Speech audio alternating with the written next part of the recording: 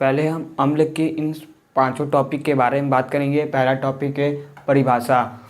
प्रारंभ में पदार्थों के स्वाद और उनके नीलतम पेपर के आधार पर अम्ल और क्षार का वर्गीकरण किया गया था। इसी सिद्धांत के अनुसार वे पदार्थ जो स्वाद में खट्टे होते हैं और जो नीले लेटमा पेपर को लाल कर लेते हैं वे अम्ल कहलाते हैं। अम्ल शब्द का उत्पत्ति लैटिन शब्द के एसिड से लिया गया है, जिसका अर्थ होता है खट्टा। ठीक है। अम्ल जिस पदार्थ में होते हैं वे स्वाद में खट्टे होते हैं, जैसे कि नींबू, संतरा, कच्चे फल और इमली। इन सभी में अम्ल उपस्थित होते हैं, जिसके कारण ये स्वाद में खट्टे होते हैं। और बहुत महान व्यक्तियों द्वारा अम्ल की परिभाषा दी गई है। पहला है लुईस सिद्धांत। लुईस सिद्धांत के अनुसार अम्ल वे पदार्थ होते हैं जो कि इलेक्ट्रॉनिक युग्म को ग्रहण करने की प्रकृति रखते हैं। और दूसरा है आर्रेनियम के सिद्धांत। आर्रेनियम के सिद्धांत के अनुसार वे पदार्थ जो जलीय विलयन में वियोजित होकर हाइड्रोजन आयन देते हैं और हाइड्रोजन आयन के अलावा कोई और अन्य धन आयन नहीं देते हैं, वे अम्ल कहलाते हैं। इससे यह स्पष्ट होता है कि अम्ल में हाइड्रोजन उपस्थित होते हैं। ठीक है। हम अम्ल के दूसरे टॉपिक के बारे में बात करेंगे कि अम्ल के कितने प्रकार होते हैं। अम्ल के दो प्रकार होते हैं। एक होता है प्रबल अम्ल, जिसे हम स्ट्रॉन्ग एसिड कहते हैं इंग्लिश में। दुर्बल अम्ल को हम वीक एसिड इंग्लिश में कहते हैं। ठीक है। प्रबल अम्ल के परिभाषा देख लीजिए। प्रबल अम्ल वे अम्ल जो जल में पूर्णतः आयनिक या वियोजित होते हैं वे प्रबल अम्ल कहलाते हैं। ठीक है। एक बार फिर से समझ लीजिए। वे अम्ल जो जल में पुनः आयनिक या वियोजित होते हैं वे प्रबल अम्ल या स्ट्रॉन्ग एसिड कहलाते हैं। दूसरे को क्या है? दुर्बल अम्ल। इसका क्या होता है? वे अम्ल, इसका उल्टा हो जाता है। वे अम्ल जो जल में पूर्णतः वियोजित या आयनिक नहीं होते हैं वे दुर्बल अम्ल कहलाते हैं। एक बार फिर से। वे अम्ल जो जल में पुनः वियोजित या आयनिक नहीं हो पाते हैं वे दुर्बल अम्ल कहलाते हैं। पहला स्ट्रॉन्ग एसिड के उदाहरण देख लेते हैं। स्ट्रॉन्ग एसिड के सल्फ्यूरिक अम्ल होता है, नाइट्रिक अम्ल होता है, हाइड्रोक्लोरिक अम्ल। ये तीन वे प्रबल या स्ट्रॉन्ग एसिड होते हैं। ठीक है। अब इसके उदाहरण देख लेते हैं। इसमें है हाइड्रोजन साइनाइड और दूसरा है एथेनॉइक। ठीक है। ये दो उदाहरण इसके हैं।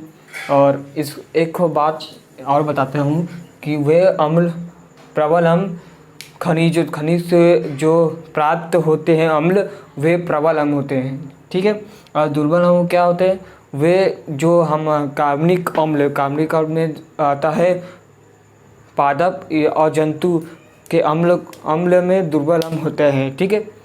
ये समझ गए। अब इनके एक रासायनिक समीकरण भी देख लेते हैं।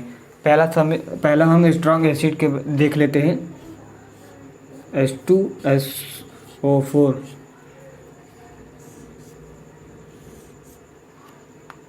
2H plus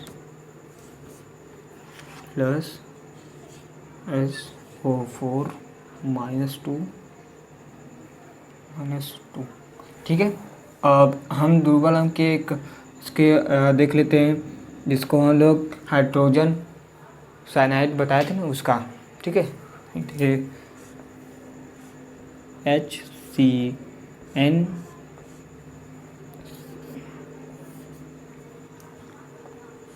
H plus CN minus. ठीक है। ये दो हैं। अब देख लीजिए। अब हम तीसरे टॉपिक के बारे में देख लेते हैं कि तीसरा टॉपिक क्या है। तीसरा टॉपिक है अम्लों के भौतिक गुण। अम्ल के भौतिक गुण में का मतलब होता है कि उसके क्या क्या प्रॉपर्टी होती है, क्या क्या उसको पहचानने के लिए गुण होते हैं। ठीक है। पहला होता है कि अम्ल स्वाद में खट्टा होता है और ये जल में विलय हो जाता है। दूसरा कि ये नीले लिटमस पेपर को लाल कर देता है। ठीक है। और तीसरा होता है जैसे कपड़ा हुआ, हमारा त्वचा हुआ, लकड़ी हुई, इन सभी पे अगर अम्ल को गिराया जाए तो वे नष्ट कर देता है, उसको गला देता है। इसका ये प्रॉपर्टी तीसरे का होता है। अब हम जानेंगे, हम इसके अम्ल के रासायनिक गुण को हम आखिरी में देखेंगे। पहले हम लोग देख लेते हैं अम्ल के प्रयोग। अम्ल के उपयोग में पहला देख लेते हैं। पहला है सल्फ्यूरिक।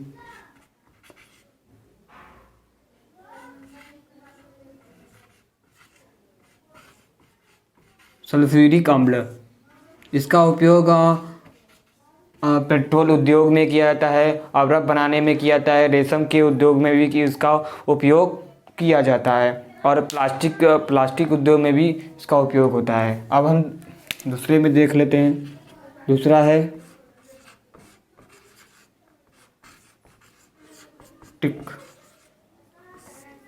नाइट्रिक अम्ल, इसका मेन उपयोग विस्फोट बनाने में अधिकतर इसका उपयोग किया जाता है, और इसका उपयोग औषधि में भी, अबरक में, और सोने और चांदी के शोधन में भी इसका उपयोग किया जाता है। अब हम तीसरे के बारे में बात कर लेते हैं। इसका ये नहीं होगा, सॉरी एक मिनट, इसको ऐसे लिखते हैं, ठीक है, ऐसे लिखेंगे, ठीक है। अब हम तीसरे के बारे में बात करें, हाइड्रोक्लोरिक अम्ल।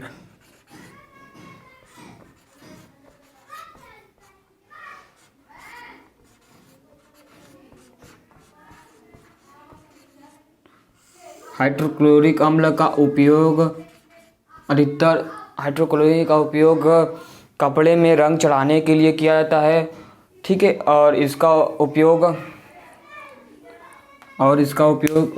बहुत सी जगहों, जैसे कपड़े उद्योग में रंग चढ़ाने के लिए इसका उपयोग किया जाता है, ठीक है।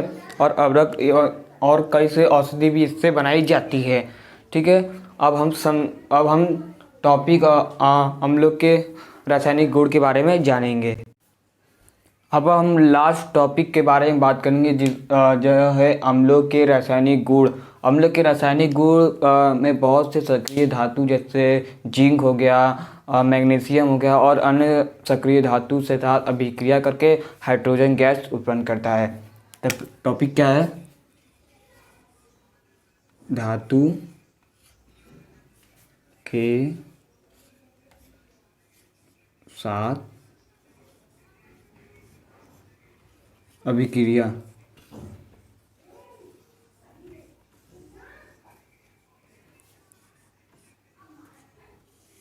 मेरा राइटिंग थोड़ी से सही नहीं है, इसके लिए माफ़ करिएगा।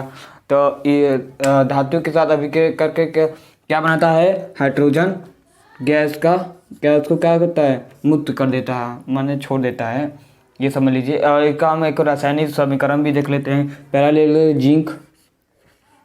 जिंक ले लिया, और अब हम लेंगे H2SO4 सल्फ्यूरिक अम्ल से अभिक्रिया, जिंक सल्फ्यूरिक अम्ल से साथ अभिक्रिया करके क्या बनाता है?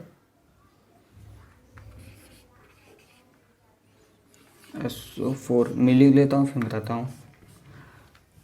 फिर ये देख लीजिए, ये क्या है? ये अभिक्रिया मैंने लिख दिया है, देख लीजिए। पहला क्या है? जिंक और क्या है? सल्फ्यूरिक अम्ल से अभिक्रिया करके क्या बनता है? जिंक सल्फेट प्लस H2 माने H2 गैस, माने हाइड्रोजन गैस को क्या करता है? मुक्त कर देता है। अब हम ये पहला था। और दूसरी अभिक्रिया, हम अम्ल के दूसरे रासायनिक गुण देख लेते हैं। दूसरा रासायनिक गुण, धातु ऑक्साइड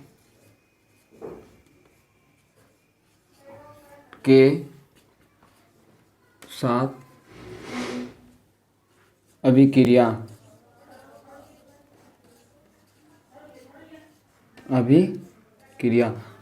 अम्ल धातु के ऑक्साइडों के साथ अभिक्रिया करके लवण और जल का निर्माण करता है। इसलिए देख लीजिए, इसका फॉर्मूला भी देख लीजिए। धातु ऑक्साइड प्लस अम्ल से अभिक्रिया करके अभिक्रिया के बाद अब करके क्या लगता है? लवण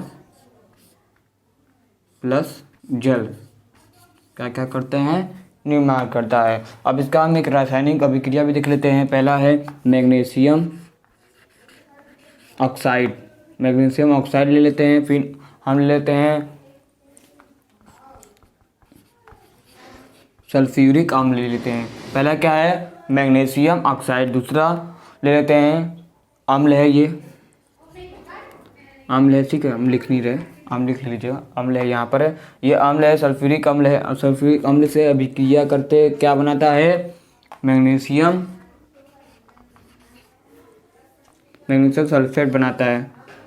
और प्लस क्या बनाता है, जल बनाता है। जल को का सिंबल होता है H2O। तो देख लीजिए, फिर से देख लीजिए, पहला क्या है मैग्नीशियम ऑक्साइड, दूसरा क्या है सल्फ्यूरिक अम्ल, सभी करके क्या बनाता है मैग्नीशियम सल्फ्यूरेट, और प्लस क्या बनाता है, जल बना देता है। तो आई होप आपको ये वीडियो अच्छा लगा होगा। आज के लिए इतना ही। जय हिंद।